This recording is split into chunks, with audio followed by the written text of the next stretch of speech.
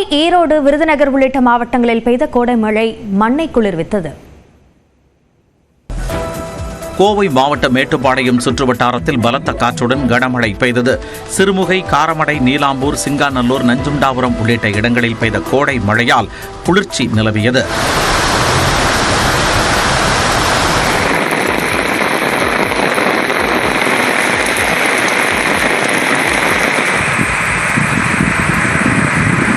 ஈரோடு மாவட்டத்தில் சத்தியமங்கலம், பவானிசாகர், தொட்டம்பாளையம், ஆசனூர், தாளவாடி போன்ற பகுதிகளில் சுமார் 1 மணி நேரம் மழை கொட்டி தீர்த்தது.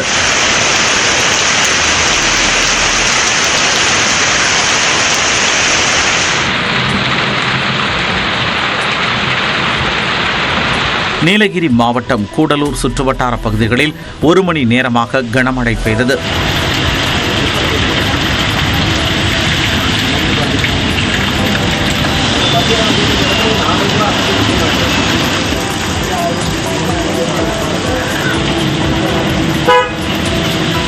விருதுநகர் மாவட்டத்தில் சிவகாசி, சித்துராஜபுரம், திருத்தங்கல், பாறைப்பட்டி, சாட்சியாபுரம் உள்ளிட்ட பகுதிகளில் பலத்த காற்றுடன் கனமழை பெய்தது.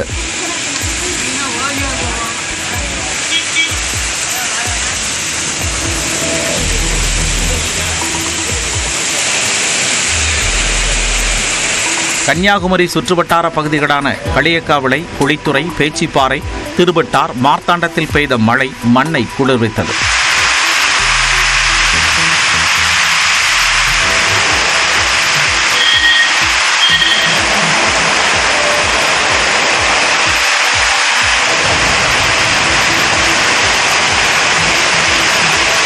மதுரை மாவட்டம் திருமங்கலம் சுற்றுவட்டாரத்தில் பலத்த மழை பொழிந்தது.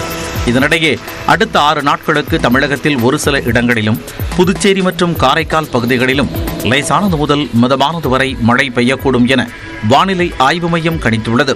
சென்னையை பொறுத்தவரை வானம் மேகமூட்டத்துடன் காணப்படும் என்றும் அதிகபட்ச வெப்பநிலை 95 டிகிரி ஃபாரன்ஹீட்டை ஒட்டியே பதிவாகும் எனவும் தெரிவிக்கப்பட்டுள்ளது.